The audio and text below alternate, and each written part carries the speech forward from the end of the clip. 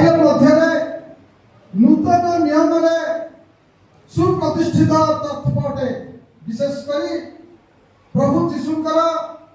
एक पुनरुत्थान संपर्क नूतन नियम प्रतिष्ठित कारण पृथ्वी इतिहास को आम जो देखा अनेक ज्ञानी विद्वान लोक मैंने बुद्धिजीवी माने राजा महाराजा माने धनी मानी माने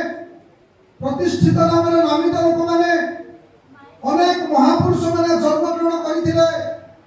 मृत्युवरण करते किंतु जड़े हेले निजर शक्ति और सामर्थ्य बल जी उठी ना पुनरुत्थित होई नांती। पवित्र धर्मशास्त्र कहे आमर परित्राणकर्ता प्रभु यीशु ख्रीष्ट तांका धर्मशास्त्र लिखित अनुसार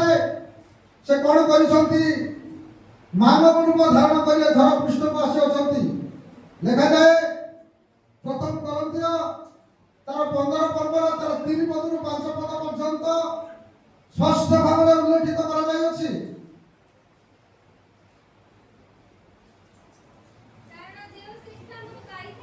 कारण जो शिक्षा मु पाइथिली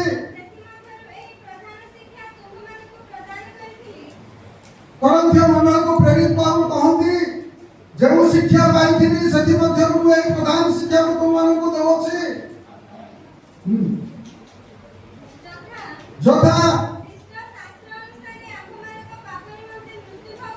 ख्रीष्ट शास्त्र अनुसार आममान निमंत से कोन कले मृत्यु भोग कले ओ समाधि प्राप्त हेले शास्त्र अनुसार से कोन कले तृतीय दिवस रे उठित हेले प्रिय प्रभु लोक माने से ख्रीष्ट प्रभु देखंतु हमर को शास्त्र प्रमाण दोछि बाइबल हमर को कहूछि जो बाइबल की हमर धर्म शास्त्र अटे से हमर को प्रकाश करे सही शास्त्र रे लिखित अनुसार से कोन करंती ए धरा पृष्ठ रे जन्मग्रहण करि अछंती एवं सही शास्त्र रे लिखित अनुसार से कोन कोनछंती मृत्युवरण कोनछंती एवं सही शास्त्र रे लिखित अनुसार से कबर प्राप्त होछंती एवं सही शास्त्र रे लिखित अनुसार से पुनरुत्थित होछंती प्रिय प्रभु माने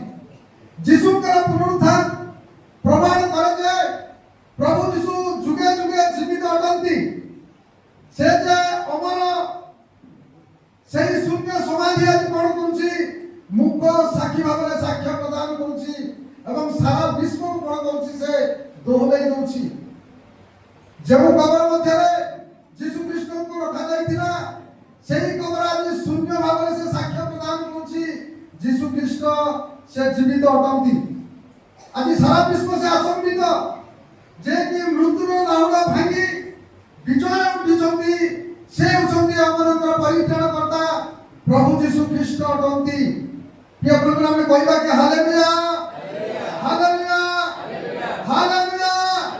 से हमनकर पाप और बोझ को नै गले क्रूस पर को गत उत्तम शुक्रवार हम प्रभु के दास माने ठो सुनुथिलु और सही बोझ को नै से मृत्युवरण कले ता पूर्व प्रभु के दास माने कहिथिले से धरा पृष्ठ को आसिले पाप और बोझ को नेबा पाए से कबर साई हेले एवं से तृतीय दिवस रे से कोन कुचंती से कबर रु से पुनरुत्थान कुचंती कबर रु पुनरुत्थान कुचंती एहा थिला पिता ईश्वरकर एक संकल्प योजना जाकी शत्रु मन हस्त रे ताकू समर्पण करी क्रूस पर बध करागला। लिखा जाय प्रिय प्रभु को माने प्रेरित तार 2 पर्व 23 रु 24 पद पर्यंत हमर को शास्त्र हमर प्रमाण दिए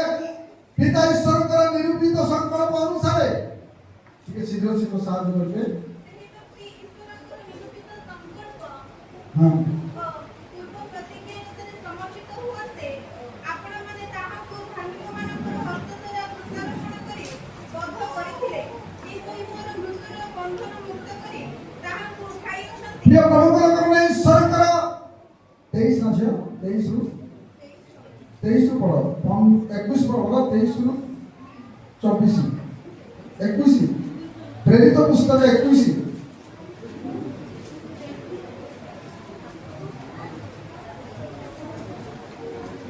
कौन लगे कुछ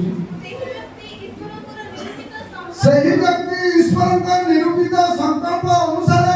ପୂର୍ବଜ୍ଞ ଅନୁସାରେ ସମର୍ପିତ ହୁଅନ୍ତେ हाँ ଆପଣମାନେ ତାହାଙ୍କୁ ଅଧାର୍ମିକମାନଙ୍କର ହସ୍ତ ଦ୍ୱାରା ଦୋଷାରୋପଣ କରି ବଧ କରିଥିଲେ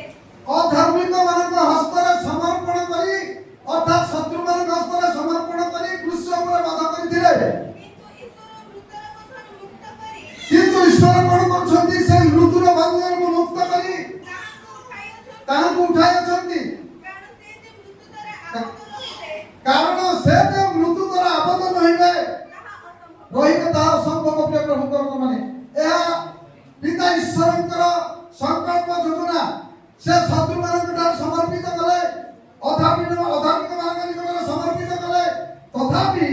से मृत्युर बंधन को कोन करछंती मुक्त करछंती एवं तांको से मृत्युर कोन करछंती उठावछंती तांको जे मृत्यु आबद्ध करी रखिबो ए असंभव प्रिय प्रभु लोक माने ख्रीष्ट विश्वासी मानक निमंते यीशु ख्रीष्टଙ୍କର पुनरुत्थान एक महान भरोसा प्रदान करे आमे एथिरु जानि पारिबु ख्रीष्ट विश्वासी मानक निमंते यीशु ख्रीष्टଙ୍କର पुनरुत्थान एक भरोसा प्रदान करे आमे जेउ ईश्वरଙ୍କର सेवा करूछु से जीवित अटंती ए हमर धर्मशास्त्र परिप्रकाश करे यीशु ख्रीष्ट से कोन करिसंती पुनरुत्थान करिसंती ए तांकर पुनरुत्थान महत्व तांकर पुनरुत्थान हमनको पाए से भरोसा प्रदान करूची तेणु प्रेरित पाउल करंतिया मंडल को एक प्रश्न होने में नहीं वाक्य प्रति ध्यान देते जे परवर्ती समय रे वाक्य को चर्चा करा जाउची प्रेरित पाउल करंतिया मंडल को कहंती आज हमको मध्य कहंती आज हम व्यक्तिगत जीवन को कहंती प्रथम करंतिया तार 15 पद 20 पद रे ख्रीष्ट कोन करछंती से वास्तव रे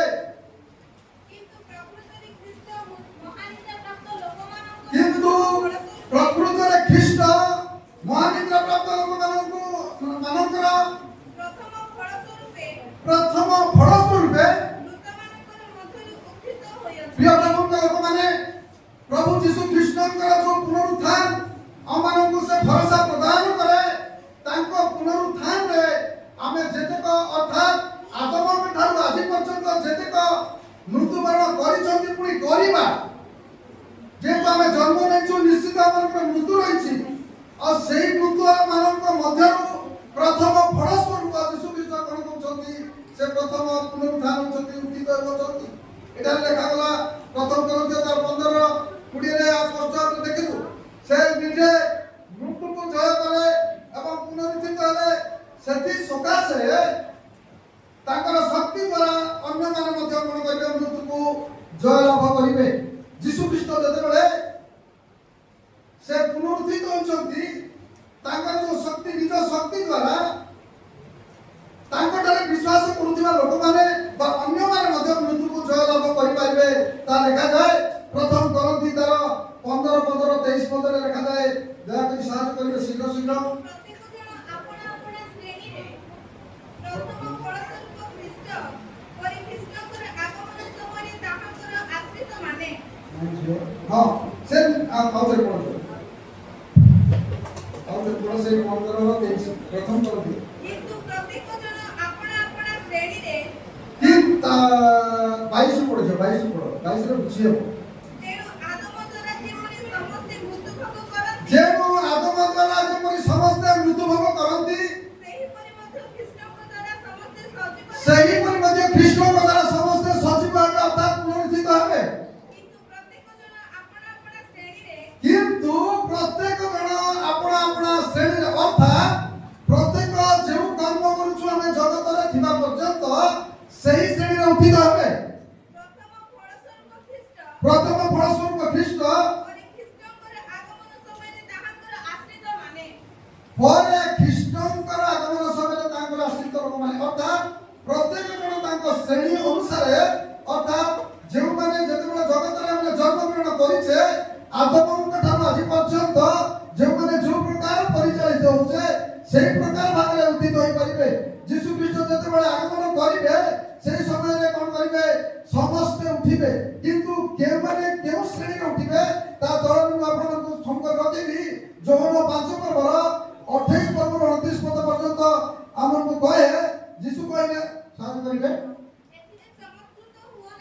ଏଥିରେ ତୁମେ ଭୟଗ୍ରସ୍ତ ହୁଅ ନାହିଁ, ଚମକିତ ହୁଅ ନାହିଁ। କାରଣ ଯେଉଁ ସମୟରେ ସମାଧିସ୍ଥ ସମସ୍ତେ ତାହାଙ୍କର ସ୍ୱର ଶୁଣିବେ ଯେତେବେଳେ ଯୀଶୁ ଖ୍ରୀଷ୍ଟ ଆଗମନ କରିବେ ସେହି ସମୟରେ ସମସ୍ତେ ଯୀଶୁ ଖ୍ରୀଷ୍ଟଙ୍କର ସ୍ୱର ଶୁଣିବେ। ଏବଂ ଯେଉଁମାନେ ସତ୍କର୍ମ କରିଅଛନ୍ତି ପୁଣି ଯେଉଁମାନେ ସତ୍କର୍ମ କରିଅଛନ୍ତି, ସେମାନେ ଜୀବନର ପୁନରୁତ୍ଥାନ ନିମନ୍ତେ ଯେଉଁମାନେ ସତ୍କର୍ମ କରିଅଛନ୍ତି ସେମାନେ ଜୀବନର ପୁନରୁତ୍ଥାନ ନିମନ୍ତେ, ଓ ଯେଉଁମାନେ ଅସତ୍କର୍ମ ପୁଣି ଯେଉଁମାନେ ଅସତ୍କର୍ମ କରିଅଛନ୍ତି କରିଅଛନ୍ତି ସେମାନେ ଜୀବନର ଦଣ୍ଡର ପୁନରୁତ୍ଥାନ ପୁନରୁତ୍ଥାନ ନିମନ୍ତେ ନିମନ୍ତେ ବାହାର ହୋଇ ବାହାର ହୋଇ ଆସିବେ। ଆସିବେ। ଏପରି ସମୟ ଏହିପରି ସମୟ ଆସୁଅଛି ଆସୁଛି ପ୍ରଭୁଙ୍କ ଲୋକମାନେ, ଯେତେବେଳେ ଯୀଶୁ ଖ୍ରୀଷ୍ଟ ଆମ ପାଇଁ ମୃତ୍ୟୁବରଣ କଲେ, ଆମ ପାଇଁ କବର ସ୍ଥାୟୀ ହେଲେ, କବର ପ୍ରାପ୍ତ ହେଲେ, ଆମ ପାଇଁ ସେ ପୁନରୁତ୍ଥାନ ହେଲେ, ତେବେ ସେ ଯେତେବେଳେ ଆସିବେ ଆମେ ଯେତେକ ଅଛୁ ତାଙ୍କ ସ୍ୱର ଶୁଣି ସମସ୍ତେ ଉଠିବା। କିନ୍ତୁ ଯେଉଁମାନେ ସତ୍ କାର୍ଯ୍ୟ କରି ଜଗତରେ ପ୍ରଭୁଙ୍କର ଗୌରବ କରି ବଞ୍ଚିଛନ୍ତି ସେମାନେ କଣ କରିବେ? ଜୀବନର ପୁନରୁତ୍ଥାନ ପାଇଁ ସେମାନେ ଉଠିବେ। କିନ୍ତୁ ଯେଉଁମାନେ ଅସତ୍କର୍ମ କରି ଉଠିବେ ସେମାନେ ଦଣ୍ଡର ପୁନରୁତ୍ଥାନ ପାଇଁ ଉଠିବେ। ଏହା ଶୀଘ୍ର ଆସୁଅଛି। ପୁଣି ଦାନିଏଲ ତାର 12 ପର୍ବର 2 ପଦରେ ମଧ୍ୟ ଲେଖାଯାଏ, ଦାନିଏଲ ତାର 12 ପର୍ବର 2 ପଦରେ ଲେଖାଯାଏ, ପୁଣି ପୃଥିବୀର ଧୂଳିରେ ଯେଉଁମାନେ ଶୟନ କରିଛନ୍ତି ସେମାନଙ୍କ ଯେତେ ଲୋକ ପୃଥିବୀର ଧୂଳିରେ ଶୟନ କରିଛନ୍ତି ସେମାନଙ୍କ ମଧ୍ୟରୁ ଅନେକ ଜାଗି ଉଠିବେ। କେତେକ ଅନନ୍ତ ଜୀବନ ଓ କେତେକ ଲଜ୍ଜା ଓ ଅନନ୍ତ ଅବଜ୍ଞା ଭୋଗ ପାଇଁ ଉଠିବେ। ପ୍ରିୟ ପ୍ରଭୁଙ୍କ ଲୋକମାନେ, ତେବେ ମୁଁ କହିବାର ଅର୍ଥ ଆମେ ଯେତେକ ଏଠାରେ ଏକତ୍ରିତ ହେଉଛୁ ପ୍ରଭୁଙ୍କର ଗୌରବ କରି, ପ୍ରଭୁଙ୍କର ଲୋକ ବୋଲି, ତେବେ ଆମେ କି ପ୍ରକାର ସେହିଦିନ ଉଠିବା ପ୍ରଭୁ ଯୀଶୁଙ୍କର ଆଗମନ ସମୟରେ ଭାବିବା ଦରକାର, ବିବେଚନା କରିବା ଦରକାର। ଆମେ କି ଅନନ୍ତ ଜୀବନ ନିମନ୍ତେ ଉଠିପାରିବା ନା ଆମେମାନେ କି ଲଜ୍ଜା ନିମନ୍ତେ ଉଠିବା ନା ଅବଜ୍ଞା ଭୋଗ କରିବା ନିମନ୍ତେ ଆମେ ଉଠିବା, ଆମେ ଭାବିବା ଦରକାର। ପ୍ରିୟ ପ୍ରଭୁଙ୍କ ଲୋକମାନେ, ଯେହେତୁ ଆମେ ତାଙ୍କରି ସେବା ଆରାଧନା କରିବା ପାଇଁ ଏକତ୍ରିତ ଅଛୁ, ଆମମାନଙ୍କର ଜୀବନକୁ ପରିଚାଳିତ କରୁଛୁ କି ପ୍ରକାର ଚିନ୍ତା କରିବା ଆମର ଦରକାର। ସତ୍ୟ ପରମେଶ୍ୱର, ସତ୍ୟ ପ୍ରଭୁ ଯୀଶୁ ଖ୍ରୀଷ୍ଟ ଯେ ଆମମାନଙ୍କର ପାପର ବୋଝକୁ ନେଇ କ୍ରୁଶ ଉପରେ ସେ ବହନ କଲେ। ଆମମାନଙ୍କର ଭକ୍ତମାନେ କହୁଥିଲେ ଯାହାକି ସେ 3 ଘଣ୍ଟା ପର୍ଯ୍ୟନ୍ତ ଅନ୍ଧକାର ଘଟିଗଲା, ଅର୍ଥାତ୍ ମୁଁ ବହି ଗୋଟେ ପଢୁଥିଲି, ସେଇ 3 ଘଣ୍ଟା ସମୟ ଅନ୍ଧକାର ଘଟିବା ସମୟରେ ଆମମାନଙ୍କର ପାପ ତାଙ୍କ ବହନ କରିଥିବାରୁ ଅନ୍ଧକାର କରାଗଲା ବୋଲିକି ବାଇବେଲ ବିଜ୍ଞମାନେ ଲେଖିଛନ୍ତି, ତା ପଢୁଥିଲି। ଏଣୁ ଆମର ସେଇ ପାପର ବୋଝକୁ ନେଇ ଦେଶ ଯାକ ଅନ୍ଧକାର ଘଟି ଯାଇଥିଲା। ପ୍ରିୟ ପ୍ରଭୁଙ୍କ ଲୋକମାନେ, ପ୍ରଭୁ ଯୀଶୁ ଖ୍ରୀଷ୍ଟ ତାଙ୍କ ପୁନରୁତ୍ଥାନକୁ ଯଦି ଆମେ ବୁଝିବା, ଆମମାନଙ୍କ ଜୀବନକୁ ପରିଚାଳିତ ହେବା, ଯେତେବେଳେ ଆମେ ଜଗତକୁ ଆସିଛୁ ଜଗତରୁ ବିଦାୟ ନେବା, ଧୂଳିରେ ଶୟନ କରିବା, ଅର୍ଥାତ୍ କବର ପ୍ରାପ୍ତ ହେବା, ଯୀଶୁ ଖ୍ରୀଷ୍ଟଙ୍କର ଆଗମନ ସମୟରେ ଯେତେବେଳେ ଉଠିବା, ଆମେ କି ପ୍ରକାର ଉଠିବା? ସେ ଅନନ୍ତ ଜୀବନ ନିମନ୍ତେ ଉଠିବା, ନା ସେ ଲଜ୍ଜା ନିମନ୍ତେ ଉଠିବା, ନା ସେ ଦଣ୍ଡ ନିମନ୍ତେ ଉଠିବା, ନା ସେ ଅବଜ୍ଞା ଭୋଗ କରିବା ପାଇଁ ଆମେ ଉଠିବା? ବିବେଚନା କରିବା ଆମର କର୍ତ୍ତବ୍ୟ ରହିଛି ଏବଂ ପ୍ରଭୁଙ୍କ ଠାରେ ସମର୍ପିତ ଜୀବନ କାଟିବାର ରହିଛି। ପ୍ରିୟ ପ୍ରଭୁଙ୍କ ଲୋକମାନେ, ବାସ୍ତବରେ ପ୍ରଭୁ ଯୀଶୁ ଖ୍ରୀଷ୍ଟ ଯେ ଆମମାନଙ୍କ ନିମନ୍ତେ ଯେ ପୁନରୁତ୍ଥାନ ହେଲେ, ତାଙ୍କ ପୁନରୁତ୍ଥାନରେ ଆମମାନଙ୍କୁ ନୂତନ ଜୀବନ ଦେବା ପାଇଁ ଏବଂ ବିଶ୍ୱାସୀର ଜୀବନରେ ପୁନରୁତ୍ଥାନର ଭରସା ଆମମାନଙ୍କୁ କଣ କରି ଆଣି ଦେଇଥାଏ। ତାଙ୍କ ପୁନରୁତ୍ଥାନରେ ଆମେ ତାଙ୍କର ବିଶ୍ୱାସ କରିବା ପାଇଁ, ବିଶ୍ୱାସରେ ଦୃଢ଼ୀଭୂତ ହେବା ପାଇଁ ଏବଂ ନୂତନ ଜୀବନ ପ୍ରାପ୍ତ ହେବା ପାଇଁ ଆମକୁ ସେ କଣ କରିଥାଏ? ଭରସା ଆଣି ଦେଇଥାଏ। ତାଙ୍କଠାରେ ଯେଉଁମାନେ ବିଶ୍ୱାସ କରି ସୁଦୃଢ଼ କରନ୍ତି, ତାଙ୍କ ଅନୁଗ୍ରହରେ ଆମକୁ କଣ କରନ୍ତି? ପାପର ପୀଠ ଦାସକୁ ମୁକ୍ତ କରି ପବିତ୍ର ଆତ୍ମାର ସ୍ୱାଧୀନତା ପ୍ରଦାନ କରିଛନ୍ତି। ପ୍ରିୟ ପ୍ରଭୁଙ୍କ ଲୋକମାନେ, ଆମେ ପବିତ୍ରତା ଜୀବନ କାଟିବା ପାଇଁ କୌଣସି ଆତଙ୍କ ନୁହେଁ, ସେ ସ୍ୱାଧୀନତା ଭାବରେ ଆମକୁ ସେ ଦାନ କରୁଛନ୍ତି। ତଥାପି ଆମେ ଆମମାନଙ୍କର ଜୀବନକୁ କି ପ୍ରକାର ପରିଚାଳିତ କରୁଛୁ ଆମେ ଭାବିବା ଦରକାର। ପ୍ରିୟ ପ୍ରଭୁଙ୍କ ଲୋକମାନେ, ଯେତେବେଳେ ଆମମାନଙ୍କର ପରିତ୍ରାଣକର୍ତ୍ତା ପ୍ରିୟ ପ୍ରଭୁ ଯୀଶୁ ଖ୍ରୀଷ୍ଟ ସେ ଶେଷ ଶତ୍ରୁ ସ୍ୱରୂପ ମୃତ୍ୟୁକୁ କଣ କରୁଛନ୍ତି? ନାଶ କରୁଛନ୍ତି। ଶେଷ ଶତ୍ରୁ ତାଙ୍କ ଜୀବନ ଯେତେବେଳେ ସମାପ୍ତ ହେଲା, ତାଙ୍କର ଶେଷ ଶତ୍ରୁ ମୃତ୍ୟୁ ଥିଲା। ଶେଷ ଶତ୍ରୁ ମୃତ୍ୟୁ ଥିଲା, ଶୈତାନ ଶେଷ ଶତ୍ରୁ ମୃତ୍ୟୁ ଥିଲା। ତାଙ୍କୁ ସେ କଣ କରୁଛନ୍ତି? ନାଶ କରୁଛନ୍ତି, ବିନାଶ କରୁଛନ୍ତି ଏବଂ ଶେଷରେ ସେ ସମାଧି ପ୍ରାପ୍ତ ହୋଇ ସେ କଣ କରୁଛନ୍ତି? ସେ ପୁନରୁତ୍ଥାନ ହେଉଛନ୍ତି, ପୁନରୁଦ୍ଧିତ ହେଉଛନ୍ତି। ଏଣୁ ଯୀଶୁଙ୍କ ପୁନରୁତ୍ଥାନ ଦ୍ୱାରା ଆମମାନଙ୍କ ପ୍ରତି ଜୀବନ ଓ ଅମରତାକୁ ଆଲୋକରେ ପ୍ରକାଶ କରେ। ଯେତେବେଳେ ଯୀଶୁ ଖ୍ରୀଷ୍ଟ ଆମ ପାଇଁ ସେ ପୁନରୁତ୍ଥାନ କରୁଛନ୍ତି ଆମମାନଙ୍କ ଜୀବନ ଅର୍ପଣ କରୁଛି ଅନନ୍ତ ଜୀବନ ଏବଂ ଅମରତାକୁ ସେ କଣ କରୁଛି ଆଲୋକ ପ୍ରଦାନ କରୁଛି ପ୍ରିୟ ପ୍ରଭୁଙ୍କ ଲୋକମାନେ। ଏଣୁ ଆସନ୍ତୁ ଏହା ଲେଖାଯାଏ ଦ୍ୱିତୀୟ ତିମୋଥୀ ତାର 1 ପର୍ବର 10 ପଦରେ ଆମକୁ କଥା କହେ। ଦ୍ୱିତୀୟ ତିମୋଥୀ ତାର 1 ପର୍ବର 10 ପଦରେ କିନ୍ତୁ ଏବେ ଆମମାନଙ୍କର ତ୍ରାଣକର୍ତ୍ତା ଯୀଶୁ ଖ୍ରୀଷ୍ଟଙ୍କର ଆବିର୍ଭାବ ଦ୍ୱାରା ପ୍ରକାଶିତ ହୋଇଅଛି। ସେ ମୃତ୍ୟୁକୁ ଲୋପ କରିଅଛନ୍ତି ପୁଣି ମୃତ୍ୟୁକୁ ଲୋପ କରି ସୁସମାଚାର ଦ୍ୱାରା ଜୀବନ ଓ ଅମରତାକୁ କଣ କରିଛନ୍ତି ସେ ଆଲୋକରେ ପ୍ରକାଶ କରୁଅଛନ୍ତି ପ୍ରିୟ ପ୍ରଭୁଙ୍କ ଲୋକମାନେ। ଏଣୁ ଯୀଶୁ ଖ୍ରୀଷ୍ଟଙ୍କ ପୁନରୁତ୍ଥାନ ଦ୍ୱାରା ଆମକୁ କଣ କଲେ ସେ ଜୀବନ ଦେଇଅଛନ୍ତି। ଯୀଶୁ ଖ୍ରୀଷ୍ଟଙ୍କ ପୁନରୁତ୍ଥାନ ଦ୍ୱାରା ସେ କଣ କରିଛନ୍ତି ଆମକୁ ପୁନର୍ଜନ୍ମ ଦେଇଅଛନ୍ତି। ଯଦିଓ ଆମେ ମାଙ୍କ ଗର୍ଭରୁ ଜନ୍ମ ନେଇଛୁ ତଥାପି ଶୈତାନ ଠାରୁ ଜନ୍ମିବା ସଦୃଶ୍ୟ ଭାବରେ ଆଚରଣ ଉଚ୍ଚାରଣରେ ପରିଚାଳିତ ହଉଛୁ ବ୍ୟବହାର ହଉଛୁ। ତେବେ ଯୀଶୁ ଖ୍ରୀଷ୍ଟଙ୍କ ଠାରୁ ଯଦି ଆମେ ବ୍ୟବହାର ଯୀଶୁ ଖ୍ରୀଷ୍ଟଙ୍କୁ ଯଦି ଆମେ ସବୁବେଳେ ରଖିବା ଯୀଶୁ ଖ୍ରୀଷ୍ଟଙ୍କ ପୁନରୁତ୍ଥାନକୁ ବିଶ୍ୱାସ କରିବା ଯୀଶୁ ଖ୍ରୀଷ୍ଟ ଆମଙ୍କର ପରିତ୍ରାଣ କର୍ତ୍ତା ବୋଲି ବିଶ୍ୱାସରେ ଦୃଢ଼ୀଭୂତ ହେବା ତେବେ ସେ ଆମକୁ କଣ କରିବେ ପୁନର୍ଜନ୍ମ କରିବେ। ଯେହେତୁ ତାଙ୍କ ପୁନରୁତ୍ଥାନକୁ ଯଦି ଆମେ ବିଶ୍ୱାସ ରଖିବା ପ୍ରଥମ ପିତର ତାର 1 ପର୍ବର 3 ପଦରୁ 4 ପଦ ପର୍ଯ୍ୟନ୍ତ ଆମକୁ ସ୍ପଷ୍ଟ ଭାବରେ ଦର୍ଶାଯାଇଛି। ପ୍ରଥମ ପିତର ତାର ଆମମାନଙ୍କ ପ୍ରଭୁ ଯୀଶୁ ଖ୍ରୀଷ୍ଟଙ୍କ ଈଶ୍ୱର ଓ ପିତା ଧନ୍ୟ ସେ ମୃତମାନଙ୍କ ମଧ୍ୟରୁ ଯୀଶୁ ଖ୍ରୀଷ୍ଟଙ୍କର ପୁନରୁତ୍ଥାନ ଦ୍ୱାରା ଜୀବନଦାୟକ ଭରସା ପ୍ରାପ୍ତି ନିମନ୍ତେ ଅର୍ଥାତ୍ ଯେଉଁ ଅକ୍ଷୟ ଓ କଳଙ୍କିତ ଅଜର ଅଧିକାର ଆମ୍ଭମାନଙ୍କ ନିମନ୍ତେ ସ୍ୱର୍ଗରେ ସଞ୍ଚିତ ହୋଇଅଛି ତାହା ପାଇବା ନିମନ୍ତେ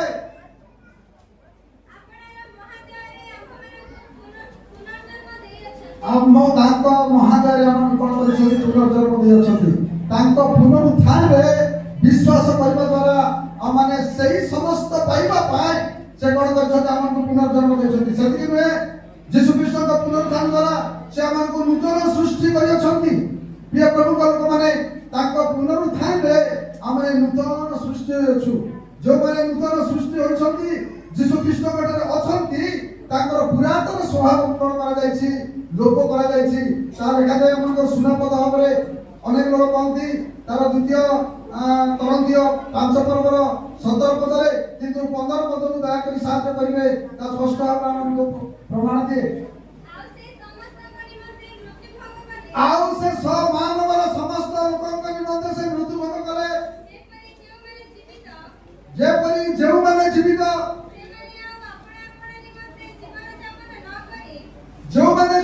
ସେମାନେ ନିଜ ନିଜ ପାଇଁ ଜୀବନ ଯାପନ ନ କରି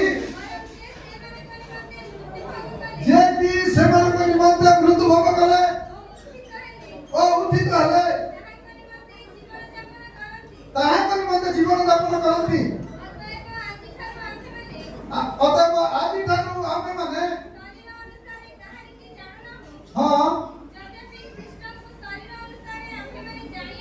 ଖ୍ରୀଷ୍ଟଙ୍କୁ ଶରୀର ଉପରେ ଜାଣିଅଛୁ ତଥାପି ଆମେ ସେଇ ପ୍ରକାର ଜାଣିଛୁ ଯୀଶୁ ଖ୍ରୀଷ୍ଟଙ୍କୁ ଆମେ ଶରୀର ଉପରେ ଜାଣିଥିଲୁ ତାଙ୍କ ଜନ୍ମ ସମୟରେ ତଥାପି ବର୍ତ୍ତମାନ ଆମେ ଶରୀର ଉପରେ ଜାଣିନାହୁଁ ସେ ଆମମାନଙ୍କ ନିମନ୍ତେ ସେ ପୁନରୁତ୍ଥିତ ହୋଇଅଛନ୍ତି। ଏଣୁ ଯଦି କେହି ଖ୍ରୀଷ୍ଟଙ୍କ ଠାରେ ଅଛି ତେବେ ସେ କଣ ହେଇଛି ନୂତନ ସୃଷ୍ଟି ଅଛି। ଯଦି ପୁରାତନ ବିଷୟ ଲୋପ ପାଇଅଛି ନୂତନ ବିଷୟ ଅଛି। ଯୀଶୁ ଖ୍ରୀଷ୍ଟଙ୍କୁ ଶରୀର ଭାବରେ ଜାଣିଥିଲୁ କିନ୍ତୁ ବର୍ତ୍ତମାନ ଶରୀର ଉପରେ ଜାଣୁନାହୁଁ ସେ ଆମମାନଙ୍କ ନିମନ୍ତେ ସେ ପୁନରୁତ୍ଥାନ କରିଛନ୍ତି। ତାଙ୍କୁ ଯେ ଜାଣିଛି ତାଙ୍କର ସେ ପୁରାତନ ସ୍ୱଭାବକୁ ଲୋପ ପାଇଛି ଏବଂ ସେ ନୂତନ ସୃଷ୍ଟି ହୋଇଛନ୍ତି। ପ୍ରିୟ ପ୍ରଭୁଙ୍କ ଲୋକମାନେ ମାନବ ଜାତିର ପରିତ୍ରାଣ ସାଧନ ନିମନ୍ତେ ପିତା ଈଶ୍ୱର ଆପଣର ଦ୍ୱିତୀୟ ପୁତ୍ର ଯୀଶୁ ଖ୍ରୀଷ୍ଟଙ୍କୁ ଆମମାନଙ୍କର ପାପର ପ୍ରାୟଶ୍ଚିତ ନିମନ୍ତେ କଣ କଲେ ସେ ଜଗତକୁ ପ୍ରେରଣ କଲେ। 2024 ବର୍ଷ ପୂର୍ବେ जीशु पापी मानक उद्धार करबा पाई से कोन करे क्रूसरे अपनार जीवन को देले जगतर 26 वर्ष पूर्व से जगतर समस्त पापी मानक उद्धार करबा पाई से अपनार प्राण अर्पण कले क्रूस परे से बलिदान कले एवं से कोन कले कबर स्थायी हेले एवं तृतीय दिवस रे मृत्युर नाहुल से कोन भांगिले एवं विजय हेले एनु आमनकर भरोसा कोन अछि भरोसा जीशु मरी उठियोछंती आम मानक पाए या मानकर भरोसा अछि से होछंती पुनरुत्थित जीशु ख्रीष्ट एनु जीशु ख्रीष्ट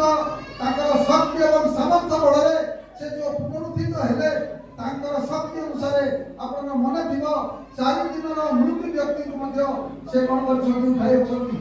4 दिनर मृत्यु व्यक्ति को उठाई छंती और सही प्रकार ताको आगमन समय रे जो माने कबर प्राप्त होइछंती जो माने धूली में मिसिछंती और से मान से उठाइबे जार कि ताको स्वर सुने उठिबे किंतु जो माने सब कार्य करी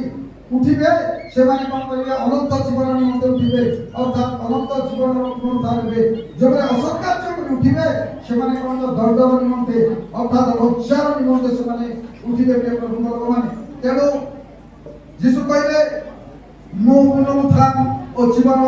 जे मोठार विश्वास करे से जदियो भी मरे तथापि से कोन करिवो से बंचिबो